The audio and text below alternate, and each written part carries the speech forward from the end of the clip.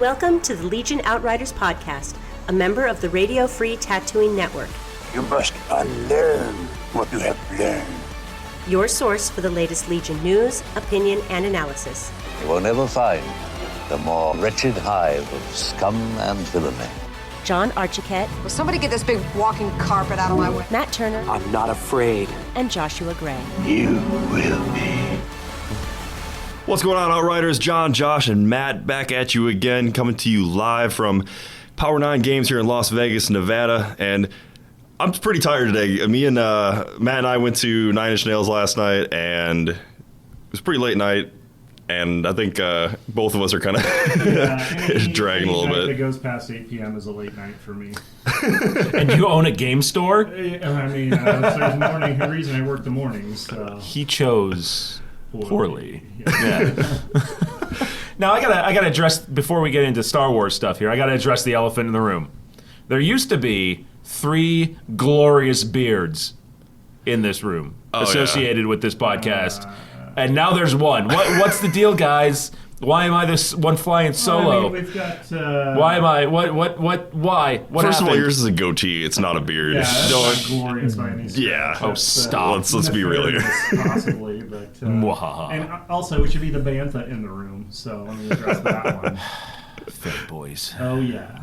So, yeah, we all know that the Golden Knights lost. Well, I shaved mine because the Golden Knights lost, and it was my playoff beard, and congrats to the Capitals. Anyway, yada, yada, yada. It's 110 degrees here in Las Vegas right now, and I am not walking around like a Wookiee in this.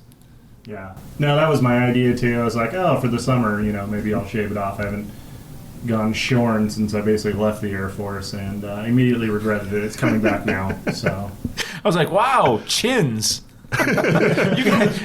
Wow, that's interesting. Just the neck beard giving the illusion of a chin. Oh.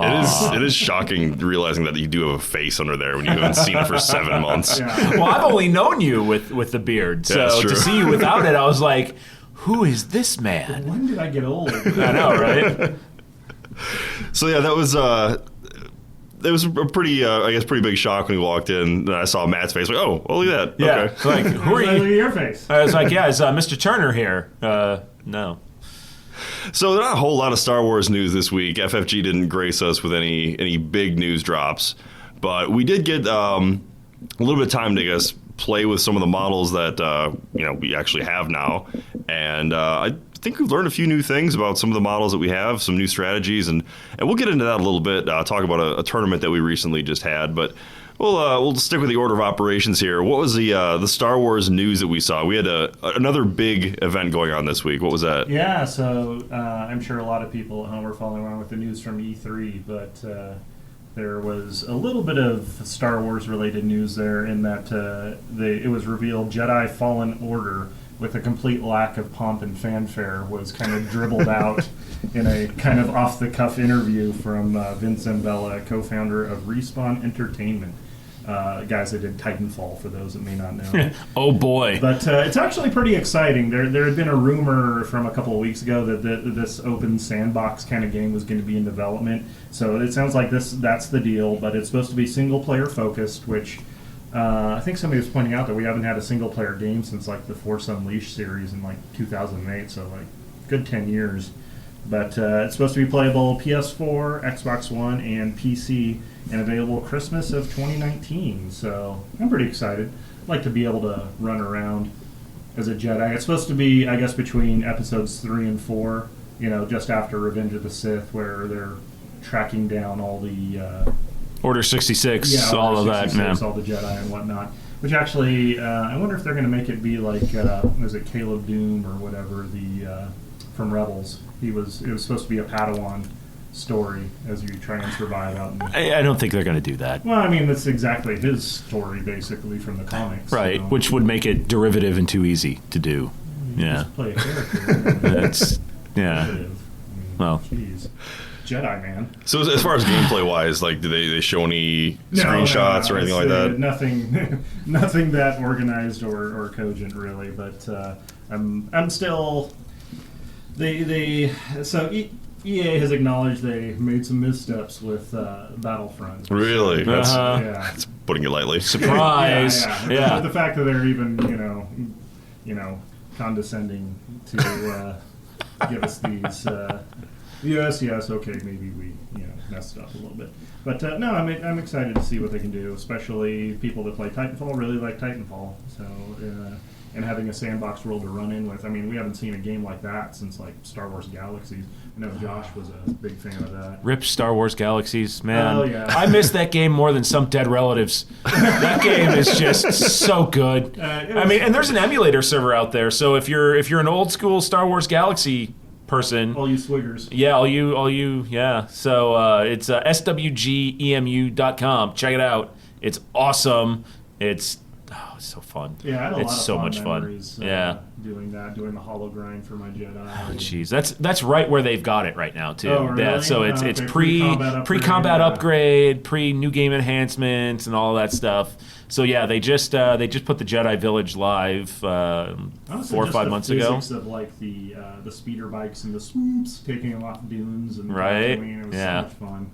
Well, I think with the new E3, like you said, that one kind of got like thrown, under the radar a little bit. Yeah. The big games they got announced like Elder Scrolls and Fallout and stuff like that. It kind of made me realize how much I missed. Ran away with it. But. Yeah, but it made me realize how much I missed the old Knights of the Old Republic series because those games were a little bit more linear, I think, than what you'd see with Elder Scrolls or Fallout. But oh, sure, yeah, you had your chapters and your stories as you unfolded. But the story were outstanding though, and I think that they went with the Old Republic, which was kind of like the more MMO style, within that same line, I guess. That was BioWare's baby. They basically took a time period where they could have creative, license to do whatever they wanted with it. And came up with some great characters, Darth Revan and Nihilus, and all that kind of fun stuff. I just know that I'm excited if they would ever put together a game that followed along that same kind of line of storytelling, but then incorporated maybe some of the open world aspects that you're talking about, like that's with Fallout or something like that. That's what the canceled Star Wars 1313 game was supposed to be, man. Which it was supposed to be the Boba Fett prequel. Right, but I mean, it was supposed to be kind of open world-ish. Yeah. You put together a crew and have companions and stuff like that, and it was going to be more kind of action RPG-ish. But that's if you want to get some cred back, if you're EA, push 1313 back into development. Who was developing 1313? I don't know, but Disney killed it. Well, yeah, no. I'm pretty sure when they bought the license. somebody from EA was developing it, and then Disney killed it. But man, you want to bring some guilt? Renegotiate the license. Yeah, right. In the meantime, they just shut everything down. Yeah, I mean, give me another TIE Fighter or X-Wing game, please. The lost days of the flight sim. But you can do it now. I mean, you've still got you got games like MechWarrior Online that are out there that are, tactical cockpit sim kind of games. There's no reason why you can't. Bring it back. Yeah. I mean, do you think that there could ever be a port for some of the games that we're playing on tabletop, like Legion or X-Wing or Armada, something like that? Do you think you could see a somewhat of a turn-based game online? Sort of. I mean, besides of tabletop sim, I don't think you ever will because, I mean, at the end of the day, what are they trying to do with Legion? They're trying to make money selling miniatures. Sure. If I can spend $50 and have access to everything on my PC, why would I spend any money at all on Legion if I could play it on my PC? And that's what they did. That's what they did with the Imperial Assault app that they downloaded. Yeah. You can play Imperial Assault as a one-player game now through the app. But you've got to have the game to play it. But there's precedent there. GW's done this with quite a few of their franchises. Like they've got the Death Watch or Kill Team? Yeah, Kill Team. Which is a iPad app or iPhone where you're basically playing a turn-based squad of guys. It's a very condensed version, like of a skirmish version of the game. But now there is a Fantasy Flight Online department now that's putting out the Lord of the Rings game, basically, that has been only in card format. Okay, as a turn-based game? Well, it's not turn-based, it's a card game. So I don't think it's a one-for-one analog. Card games are really hot right now, with the Hearthstones and the Elder Scrolls, whatever it is, and course, Magic is always there. But, Yeah. Everybody seems to be coming out with that, and I don't think Fantasy Flight wants to be left behind. Well, I think that with with like XCOM. Like XCOM is a good turn-based game that you see Absolutely. actually do pretty well as far as video games are concerned. That or like Final Fantasy Tactics games like that, like back in the day, were probably pretty dominant.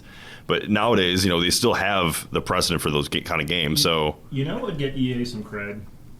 Frickin' Republic Commando 2. Oh, absolutely. Oh, man. Absolutely. Yeah, everybody loved it. was that a first-person shooter? It was. Okay, was. no, I It haven't was all played it. based around a squad of like Elite clone troopers. Yeah. Okay, Yeah, nice. special operations guys, but so good story, awesome characters, great voice acting. They really went to the nine, with all the design and set pieces and everything. It felt like you were fighting the Clone Wars. But it came out during the time of games like Half-Life and things like that, where shooters were a little bit smarter.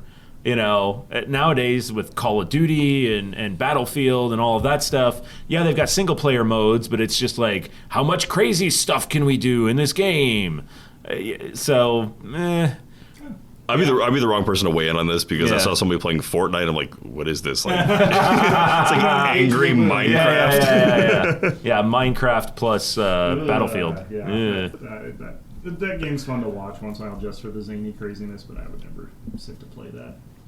So since we're a Star Wars Legion podcast, we're going to try to stick with some of those topics today. that's right. But yeah, we're going to deviate a little bit. But this past week we had. Did we talk about the turrets yet? We did, yeah, last week. Right. Yep. Last week. Yeah, we made sure we jumped on that one right away. Yeah. And then Are they troopers? Yeah. Have we determined this? Are they troopers? they're trooper-ish for now, at least until Like. They have people. they have troop-like tendencies. But one thing that we had this past week was our second big Star Wars Legion tournament here at the store. Yeah, we'd had a few more here and there, but this was another 800 point. We had done like an escalation style one previously, and then before that was like the 2-player one. So yeah, it's back to an 800 point. And you got to participate in that. I did get to participate, yeah, because Josh has a life, and Matt, you have to be the impartial store representative for the tournament. So honestly, if I just had the manning for Saturdays, I would absolutely just throw my impartiality and throw down on the table for that. But well, you could have brought balance to the force because the rebels outweighed the Imperials again. I thought it was 3. No, Yeah, it was. no, you're right. It was You're right. 5-3. Yeah. So we had 8 people that showed up for it, and it turned out really good. I think it was a really well balanced tournament. I made it to the final game. I lost to Flynn, but every single game that I played basically could have been decided on a coin flip. Wow. There was maybe one roll that basically decided the game for all of them. The first one ended up we ran out of time, and Who did you play in your first game? Gavin, I think it was his name. Gavin. Gavin, yeah. okay. So I played Gavin in my He first was game. playing double T-47. Yep, he was playing a rebel list with double T-47s Yeah. and I believe 4 squads of minimal troops Yeah. with Leia. Leia, yeah. I ran my usual list. Anybody who's watched any of our streams or whatever, I've got Luke, Leia, 2 T-47s with rotary cannons, and 6 squads of guys. ATRTs. Oh, sorry. Rotary. Yeah, If thank you. could give rotary cannons, that would be a downgrade, actually, so never mind to T-47s. Yeah, it's true. It would. But yeah, so Gavin was running 2 T-47s, and it's a list I haven't played against since, gosh, I think that first opening weekend tournament. Yeah, the T-47s have been pretty scarce. Yeah, but it changes the way you have to play them. I think Yeah. they're not. I don't think that they're super competitive just because of the importance of objectives and troopers. But when you're not used to playing against them, it does change things up because. It seemed like they were pretty handy at taking your ATRTs off the field. Oh yeah, they draw my ATRTs real quick. Yeah, I bet. But they have the most powerful offensive weapon in the game so far, and when you're putting up Impact 3 right off the bat, that's enough to drop those ATRTs pretty quick. Outside of Vader, I guess. Sure, Okay. but from a distance at least. Yeah. Now if you put a lightsaber on a T-47, then. Yeah, okay, that might change things a little bit. But yeah, he and I played the first game and ended up running up to time, and there was if they would have gone one turn more, he would have won. I think he probably had enough to probably table me eventually, but Oh yeah. That's when I had to go look at the official tournament rules. Yeah. Say, okay, if they haven't played a time, where do they stop it? How do they score? But yeah, that was pretty interesting. But Thanks for adding stress to my day. Yeah, no problem. Gotta make you do your job. Yeah, as well. The second game I played against Sean, and Sean and I have played on the pod or the stream channel a couple times, and he and I have a little bit of a rivalry where he hasn't beaten me yet, and he's taken it fairly personally to try to beat me. He is the original salt miner of Kessel. Yes. Yeah. But I guess he Next to Josh. had even told his wife that he was like gunning for me that day. How'd that work? So, he just about did it. Oh wow. Okay. He had it came down to the last turn. He'd left some troopers on an objective, This and then was moved Rebels on Rebels. Rebel on Rebel. Yeah, actually, yeah. Both first two games were both Rebel on Rebel. Now he was playing almost a complete mirrorless to what I had. Oh, right. Okay. So he had, I think there were maybe one or two differences here and there, but he ran Luke and Leia, 2 ATRTs, and 6 trooper units. I can just see the disgust on Josh's face at the complete lack of Empire that he encountered. Well, the last game it was Empire, but yeah. So with Sean's list, it came down to the last turn once again. We were playing Seize the Transmission, I think, or Intercept the Transmissions, and he had moved off of one objective that he held to try to get the numbers on the middle objective, and then didn't realize that his ATRT couldn't hold that objective in his backfield. Oops. Because it was, the trooper, Right. It had to be held by a trooper unit, so who knows what went through his mind on that, but I think we do. Conjecture. I think he may have thrown the match. I think Dodging the top table. well, that I think he said he and his wife had dinner plans that night at some nice Italian restaurant, and Blame the wife. There you go. That's right. so his tactical error may have been pre-planned. Who knows? But either way, it was a really close match that could have gone either way. That's cool. And then the last game against Flynn, he was running Imperials, 6 units of Stormtroopers, and Veers, and 3 units of bikes. Yep. The standard Imperial list right now. Yeah. The completely standard Imperial list. It's like it's either that or double ATST somehow, and that's it. That's the only variation you see right now. Yeah. And it was a really close match. I basically took Luke up into like the meat of his troopers and wiped out one trooper unit, and then got into I charged into Veers, and as well. exactly. And basically it boiled down to I had the last turn I flipped Son of Skywalker and he flipped Ambush. So came down to a dice roll, and he won the dice roll, and he was able to shoot Luke off the board. Boo. Yeah. So it was, it's a good game. 50 better next time, John. That's what right, exactly. Right? And he even started the game with, may your dice rolls be average. I'm like, well, if I could get average, I'm okay with that. Well, apparently not. But yeah, he played a good game, and if you go through a game where it gets decided, you never want to have a game decided by chance, but if it's a game where it's that close and it comes down to a simple dice roll to tip the scale, that's a fun game in my opinion. No, absolutely. Yeah. That has definitely been a hallmark of most of the Legion games I've seen. Occasionally somebody will, take the ball and run away with it. Yeah. But it's not quite like, I'm sure you've seen games of 40K where somebody's like, they deploy aggressively, and then somebody sees it initiative, and then just blows half their army off the table before they even get to move anything. Well, honestly, I hadn't played 40K for about 3 months. Mm-hmm. Actually, since Legion came out. Since Legion came out. I've been pretty much dedicated. It's not just because I have this podcast. I genuinely enjoy Legion. That's good. Over the other games. Yeah. And having gone back and played, a few games ITC rules for 40K, I didn't enjoy it, and it wasn't that I didn't enjoy the people I played. There's still great players and like that. I found myself too many times trying to pore through the rule book, looking through stratagems, trying to figure out how to do command points, and then looking across my at my opponent's army and realizing like, dude, you have these robot things, and I have no idea what any of them do. I can look at an Imperial army. That's one good thing about Star Wars people. Are like, oh, sand people, I can guess what they do. Exactly. Right? Yeah. If there was a unit they were not familiar with at all. Yeah. When it comes down to it in 40K, and I don't pretend to be the most knowledgeable 40K player in the world, but if I'm playing against somebody who's got, a Tau army that I don't know the new rules for all their models, I'm gonna look at that and be like, okay, that big scary robot with a giant gun, probably need to kill him first, Right.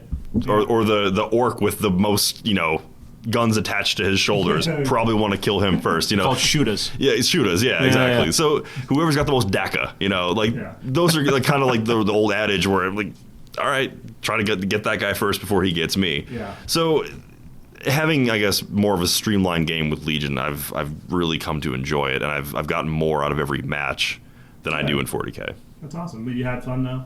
Oh, for sure, yeah. Long day. I know that your head was a bit done in by the end of it. But. So I don't. Yeah, I'm Hobby John. I'm not marathon tournament player John.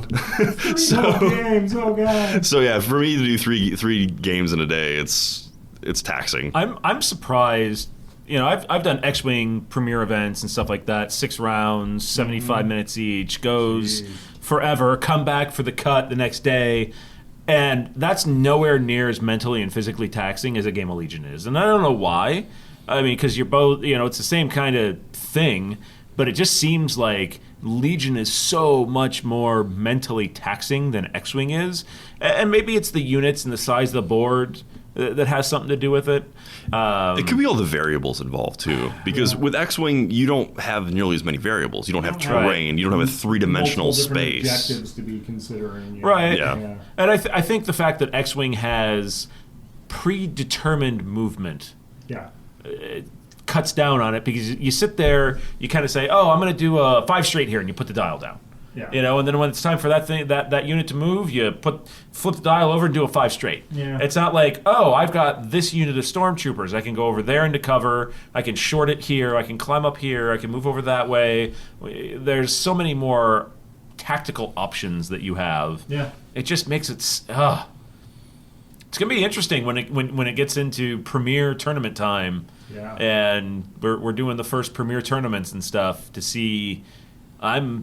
I'm looking forward to it, but I'm also very not looking forward to it. Speaking of, if anybody's like collecting a site that has like all the premier events for Legion, like send us a link for the podcast on Facebook, because I've been trying to collect that information and it's hard.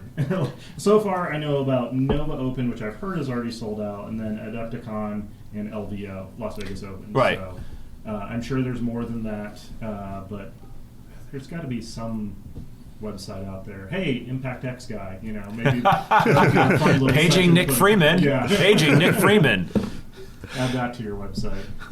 Yeah, I mean, it'd be a good place to have a central source for all that kind of stuff, so we can actually, give shout outs to upcoming events and things like I want that. to travel to these things, but traveling takes time and planning. So right, and especially if the tickets go on sale, I didn't even hear about it in time. Well, thankfully, I don't think that the Legion community is quite as big as the 40K competitive community yet. No, I'm saying that's a good thing right now, because didn't LVO sold out their 40K competitive tickets in what, like a day? Not even? Yeah, I think they had like 400. Yeah, what I think, I mean, like you said, Nova's already sold out. And what I think a lot of that is that's folks that are going to play X-Wing or another game where the tracks don't overlap, and they're going to go and they're going to play, especially if they're local there to the Northern Virginia area. Oh, yeah. They're going to go and they're playing Legion as kind of a side event to stoke up some of that time that they're there for all of Nova Open anyways. Well, I mean, Nova Open's actually got a Legion event every single day. Oh, do they really? Different ones. Okay. And they are World qualifiers, too, except for, I think, the last day, which is just for funsies. Right. But, still, that's really cool. We were chatting with one of the users, his name eludes me at the moment, during one of the live streams, and he was saying that they only had like 36 spots for it, and that they sold out immediately. So that makes sense. Yeah. I think this year is going to be a growing year for tournament organizers for these kind of big established conventions, as they see how many people are actually interested to attend big Legion events. And like I've been to Nova Open. To walk into the main hall that they have there, where Age of Sigmar and 40K and all that's going on, and they've got like 200 tables set up for these games. They've got player counts upwards of 200-300 people. The X-Wing tournament that I went to before it got turned into the North American Championship had like 120, 150 people at it. So it's going to be interesting to see where folks are flowing Legion into these big premier events. Yeah. Because Nova Open obviously can fit hundreds of people for a game system. Sure. But how many people are they going to start putting in for Legion? 36 this year. What does it end up next year? And I think that's really going to drive a lot of the interest in the game, because to me, as the tournament scene goes, kind of so goes the game. That's a good indicator of the health of the game. It's not a mistake that 200 people show up to Nova Open to play Age of Sigmar. Yeah. Where Star Wars Armada, the one year I went, had like 5. So, well, it's kind of granted, my tournament experience is a lot less than what you guys have, but I feel like it's probably like a zero-sum game. I feel like you're not going to be pulling a lot more people. You're going to be pulling the same people for different games. So the question would be, are you pulling people from X-Wing, or are you pulling people from 40K? Or are you able to pull people from other like games? Well, yeah, and I think that depends, because you didn't see a lot of people show up to Nova with a 40K army and an X-Wing list. Sure. They were either there to play X-Wing or they were there to play 40K. Now, the two games were also running concurrently. 1/3 of the main hall was X-Wing, and then the rest of it was 40K, Age of Sigmar, games like that. So I don't know. I mean, Legion's in a strange place, right? Where you're getting a lot of X-Wing guys, but you're also getting a lot of 40K guys. So we'll see. Yeah, well, that's what I'm saying. Like, are we going to be able to draw from either of those two groups? Well, I don't know. Well, let's do a sample size of the room here. So, John, have you traveled to big events like this before? No, I have not. Are you planning to for Legion? Honestly, I'll go to LVO because it's right in our backyard. So that's definitely one. It's Yeah. an easy one Yeah. for low-hanging fruit, but you would not have shown up to LVO otherwise, right? No. So there's a +1. Josh, you've been for X-Wing before. Sure. You'd probably go for Legion? Yeah, absolutely. I mean, So there's a transfer. admittedly, I lived in the Northern Virginia area when I went to Steel Open, Nova Open. Those were all those are major, big-time events for those communities, but they were also in my backyard. Would I go to Adepticon for Legion? Sure, absolutely. If I had the means to, if money's not an issue, time off of work, all of those logistical administrivia things that you have to, absolutely, I'd go. That's trivia. Yeah, right. I'm not going to be able to be like some players that go to every single one. Sure. There are some folks that I see in X-Wing. They're at Nova, they're at Adepticon, they're at Gen Con, they're at Canadian Nationals, American Nationals. It's 7 different regionals. It's like I ain't got that kind of time, man. Yeah. Bandwidth, time, money, yeah. So, but yeah, I would definitely pick my spots. I would not be if things were run a little bit similar to how X-Wing used to be with store championship, regional championships. I'd go to Arizona and California and Salt Lake City for regionals. Absolutely. Depending on how the Legion local scene shakes out, I'd go to Arizona for their qualifier, their organized play tournaments, the flashpoints, I'd definitely go to California. It's a 4-hour drive down the road, and it's California. So definitely keep that in mind. Yeah, absolutely. All right, guys, we're going to take a quick break, and then we'll come back. We'll take a look at some list reviews, talk about the brand new rules forum, and I'm going to talk about a unit that I actually was surprised by how well it performed at this week's tournament. Tune in every Wednesday to Radio Free Tatooine, a Star Wars podcast that's better than some and worse than others. Take a trip to a water cooler far, far away as we bring some casual, fun conversation into the Star Wars podcasting community. Hosted by me, Sean, my sister Amy, and John. Radio Free Tatooine. We may not know what we're talking about, but we sure know how to record it. For more, visit RadioFreeTatooine.com, a proud member of the Radio Free Tatooine Podcast Network. You're listening to the Legion Outriders podcast, a member of the Radio Free Tatooine Network, recorded on location at Power 9 Games. Whether you're looking for the latest releases from Legion, X-Wing, 40K, Magic, or any of our other extensive inventory of board and card games, head to power9games.com and use coupon code OUTRIDER10 to get 10% off your order. Plus, shipping is free on orders over $100. Now, back to the Outriders. Welcome back, Outriders. Now, we just got done talking about some of the tournament things that we saw from this past week, and one unit that I actually got a chance to really get into this week was the Fleet Troopers. And I thought you were going to talk about ATRT some more. No, I feel like I've already probably beat that horse to death. You know all the ins and outs of the ATRT rotary cannon build now. Exactly, yeah. Okay. So that one I feel like I've covered already, but I've kind of poo-pooed the Fleet Troopers before. Yeah. You know, made jokes about them being hall monitors and, just target practice. Leather vest wearing, cannon fodder for Vader, saber fodder. Safety conscious people. Yeah, they're good. Yeah? They're real good. You dig them, huh? Yeah, I'm a fan. Now, granted, I will preface this by saying that they're highly dependent on scenario and terrain. Okay, makes sense, yeah. You do need to make sure that you get them somewhat hidden and, around corners or whatever, doorways. So it whatnot. sounds like snow troopers, basically. There are a lot of similarities to snow troopers. Okay. But I think they're more of the defensive, up-close defensive unit than snow troopers being just like almost all-out offensive. Oh, so you park them near an objective and just wait park for them near an someone to get objective, close? try to get them out of direct line of sight from out of range, and then just kind of force either to cut off an area with standby or to force you to come to them. Did you use the standby? I did twice. Yeah.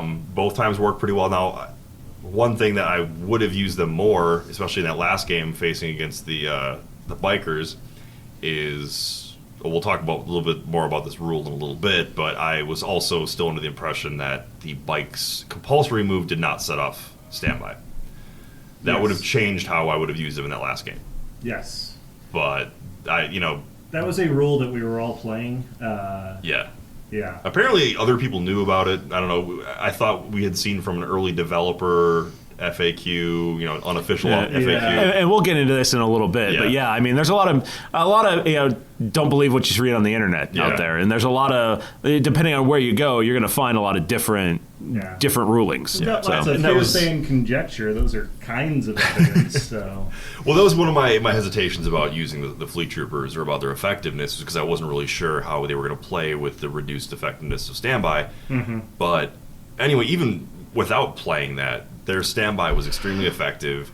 Throwing those white dice, and especially when you add in that scatter cannon or the scattergun. The scattergun, thank you. Yeah. The 2 red dice on top of that. So when I've got a fully kitted out squad of Fleet Troopers. Okay. So running Extra 5 man, guys, with the extra man and the scattergun. Any grenades or anything? And didn't throw any grenades on them, although you could. I think if I'd have thrown some concussion grenades on there, giving a blast, that would have been really nice.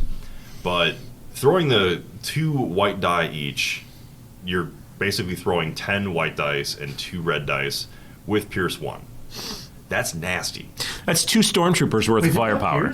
They got Pierce. Well, on the with scattergun. It gives them Pierce 1. Yeah, of course. Yeah. So you're negating 1 block.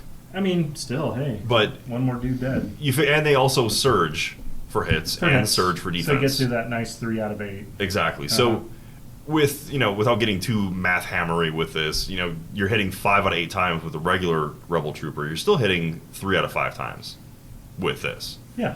So it's not that far reduced. 3 out of 5? No. Oh, sorry, 3 out of 8. I'm sorry, 3 out of 8. So you're hitting it almost 50% of the time, and if you're going to figure your 2 shots are going to equal more hits on average than just getting 1 black die. Mm-hmm. So as long as you take that range 2 into account, that reduced range, you're going to be hitting a lot more times with 10 white dice and 2 red dice.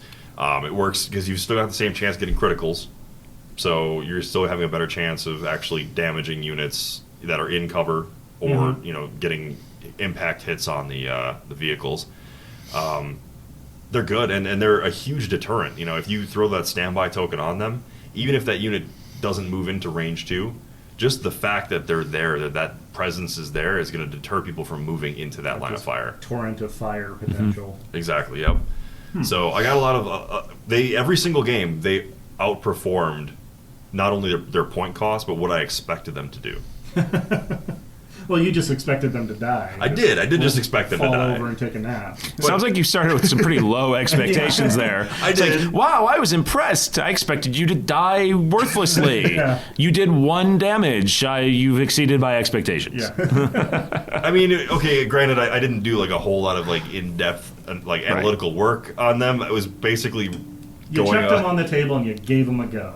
I did, yeah. And honestly, that's all you can really expect to do. That's what playtesting is for. Right. You know, that's why... It's fun to look at units in a vacuum, but until you actually put them in battlefield environments and situations, then really test their mettle that you'll, get to the bottom. That's why I'm kind of still optimistic of the turrets and the E-webs and all that. I want to see how they perform before I... Yeah, and we talked about it last week. I have low expectations of it, but I'm starting to come around on it a little bit. One of the reasons why, of course, is because of the increased effectiveness of standby, because of one of the rules that we saw. And like we were talking about before, so now it's confirmed via an email, not officially FAQ'd, but via an email, which up until last week was kind of the going rate for FAQs, that compulsory moves will not by themselves, or they will set off the standby. Yep. Makes sense. Yeah, it made sense to me. Yeah. So now that we know that standby is a lot more effective. Now, the E-Web, of course, had standby to range 3. I could almost hear as if hundreds of people out in their car were saying, "Yeah, no crap, man." Right? Hello, future people. So that makes it a lot better. And but the rules forum that we were kind of just talking about. Now, Josh, where can they go to find that? So there, after we recorded, we bumped our recording up to Wednesday because we had stuff going on Thursday, and then on Thursday they're like, "Hey, guess what? New rules forum." So everybody, the big debate that was kind of raging online prior to last Thursday is that, well, okay, here's an email. Is it official? I can Photoshop up a official Alex Davey email and make it say whatever I want. Yeah. So the alleged emails. Right. So there was a lot of, well, okay, is that an official ruling? And you had some people saying, well, my game store is playing it as an official ruling. My game store is playing it only what's in the book, rules as written. And you had this big back and forth in the community of what's what. FFG, as kind of a bridge to, because a lot of people, especially now at this point after game release, are like, all right, where's our FAQ, right? 3 months since this game's been out, there's a list as long as my arm of rulings that, they go, oops, we got that wrong, or oops, that wasn't right in the book, that you now have all these emails for. Everybody is basically saying, well, where's my FAQ? What the fuck, right? Episode 9? Right. Yeah. So, and on episode 17, still waiting. It's been like 3.5 months, something like that. Yeah, because PDFs are hard to update. Anyways, so what FFG has done, and I think it's nice, is they've gone and they've made an official rulings topic thread in their rules forum, on their community forums, on their webpage. Yay! And basically what they've done is they've taken all of the questions that they've gotten from players. Is this legal? And yes, this is legal. And they've consolidated it. There's no commentary allowed on the thread. It is locked for moderators only, which is good. Because then you'll get 5 million people going back and forth over this and that. But it's good. I mean, I think it's a positive step. If they're going to wait to kind of see how else people can break the game before they do a FAQ or they do a digital reprint of the rules reference and the learn to play. I think this is good because now you're getting into tournament season where people are like, okay, legitimately, WTF, what is this ruling? And you've got to have a consistent experience across the board for all of your players. You can't go play a tournament in Arizona and have it ruled one way, and then go play a tournament in Utah and it's different. Have they said whether the topics covered in the rules forum, or is that how it's supposed to be played at events? I mean, yeah, it is official rulings. Okay, cool. So, the word official in there is means official. Well, other than what we saw with the initial release of that forum, has there been updates since then? I have not seen them put anything in there. It's also been a day or two since I looked at it. And in the interim, and this is where you now come up with the problem, is that in the interim, that compulsory move question that wasn't really a question, but somebody emailed Alex Davey, hey, does compulsory move trigger standby? Email back, yes, it does. Okay, well now, email, but it's not in the official rulings forum. So now, where is that? And at the time, the last time I checked it, that ruling had been out for a day or two, but we haven't seen in the forum if that's, I haven't seen that if that's been updated. If it's been updated since then, great, but now you're kind of in that limbo area where it's like, okay, he said it is, but it's not, this is the place for the official rulings. Yeah. So now is an email not an official ruling? But it was never explicitly stated that the compulsory move didn't trigger the standby. That was all based off conjecture from like a video, wasn't it? Like something like that, yeah. Like some instructional video or something like that, where one of the developers, not Alex Davey, but one of the developers had said, yeah. So in our initial assumption on that rule wasn't even based on any kind of direct written evidence. Right. But I mean, it was out there. Yeah. And once something's on the internet, if it's a learn to play game at a convention, standby doesn't trigger, and somebody there doesn't know, misspeaks or whatever. But now it's got 75,000 views, and now that's all out in the public sphere as this is the ruling. Well, look on this video, this person at this learn to play thing said it. It's an official FFG learn to play. Right? No, don't look at any of the pre-launch right videos. Well, I mean, even the learn to play things that were coming out once the release kits, the pre-release kits started hitting. Modified rules. Right. So I this is a good first step. Yeah. I think there's a little bit of room for improvement, but focus on the positive. At least we have this. This is a step in the right direction. Sure. I think they could just be a little bit more timely on updating it.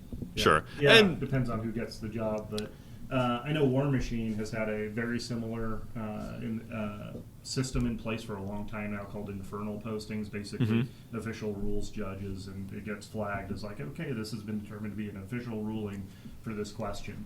So that they're going this route, it's good because we're going to run into questions, out in the wild that not everybody can see every angle of, ahead of time.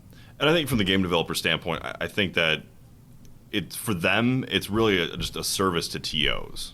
Because for them, you could do what Games Workshop did about 3 years ago. You could just put out the word that, hey, we're a games manufacturer. We don't make rules. We make models, not rules. And then they basically just washed their hands of the competitive scene. Wow. Yeah. So and then they've changed that since then because they realized how big of a backlash they got from the community. We make games, not rules. Now buy our 25 codexes full of rules. Exactly. Right. So both those companies have really progressed since then, and FFG is doing a good job by kind of creating a living document with this forum.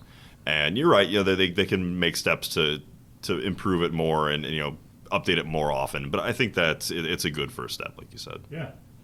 And maybe Alex just needs to make sure and say, hey guys, just so you know, I made a ruling. I responded to it. Right. So yeah. You need to put this in there too. Yeah. There probably needs to be some communication flow. And I'm sure, he's just going crazy, busy, flying all over the place. Sure, he's busy. Sure. Yeah. There's some X-Wing game coming out again or something. Nobody likes that game. Yeah, it's silly. I know everybody likes that game. Now, as far as the latest releases, we've seen some of the meta shift as far as lists and stuff are concerned. Now, have you made any adjustments to your lists recently? No. Well, not really. That would probably, require you to play a game for you to be able to change your list. But so pile on.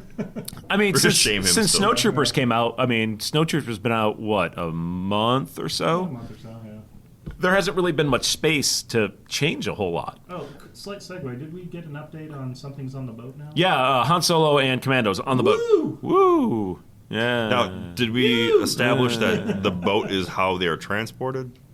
Because it's basically the boat coming from the factory. I have a feeling that they are not actually directly coming via boat. It's not Lonely Island. I'm on a boat. No. Not like that with their flippy floppies. Yeah. Well, just based on what I've seen from the distribution patterns, it looks like Italy's getting everything before we are. Right. If they're manufactured in China and they're arriving in Italy first, there has to be some kind of like modern Silk Road going directly from who's our Star Wars Marco Polo? Cathay to directly to Venice. That's exactly where this trail is going right now. We were supposed to have E-Webs out, but the Hun got it. But yeah, they're on the boat now. So what does that usually mean for arrival time? Well, I mean, I've seen stuff with X-Wing be on the boat for like 2 months. And, I mean, it doesn't take 2 months to get from China to the West Coast. Those big transport ships? I think I heard it's around 6 weeks. I don't think it's that. Give or take a port strike or two. Right, yeah. I mean, there's a lot in the supply chain that matters, but it's generally, I think it's about 2 weeks on the boat to get loaded over here. Then you'll see, because then it goes to Fantasy Flight, and then the next update will be Shipping Now, which is where you'll get, where that's basically going to the stores. Okay. And then it'll be available. But yeah, I've seen on the boat be much longer than you would think it takes a boat to get from China to the West Coast. Fast, man. I know they're not fast, but they're also are they like Chinese junk ships? Well, I mean, they're Chinese, so. No, but like the junk ships? Yeah, they're all junk. I've fighter jets, cars, phones, man, it's all junk. Jesus. Apparently you're not up to date with your... Yes, I understand. I understand the reference. Like in the old... Like two sails, triangular. Yes, a junk. I know what you mean. Oh, you mean like Jabba's sail barge? Yeah, basically. Okay.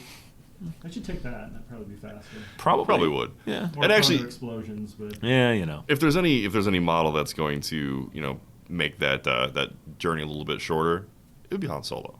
Yeah. Right. He takes a shortcut around the Typhoon. Exactly. Right. Gets hijacked by Thai pirates somewhere on the way. Now you mean Thai as in THAI? Yes. Not like Thai fighters. No, okay. It was an intentional double entendre. Man, this is so confusing to me right now. Yeah. What are you guys doing to me? Missing our puns. Yeah. Oh God. Well, I think that pretty much wraps up our show for today. You guys, anything else you want to talk about? No, not at all. I do. For those that have been joining us for the Friday night kind of hangout live streams, for Legion, we're not doing Legion this week, but I do invite you to come. We're going to be doing some previews of God Tier from Steamforged Games. It should be a lot of fun. Were you coming tonight, John? I don't know. Okay. Possibly. We'll see. But we're going to be doing I'm Ron Burgundy? Yeah. He'll read anything you put on the prompt.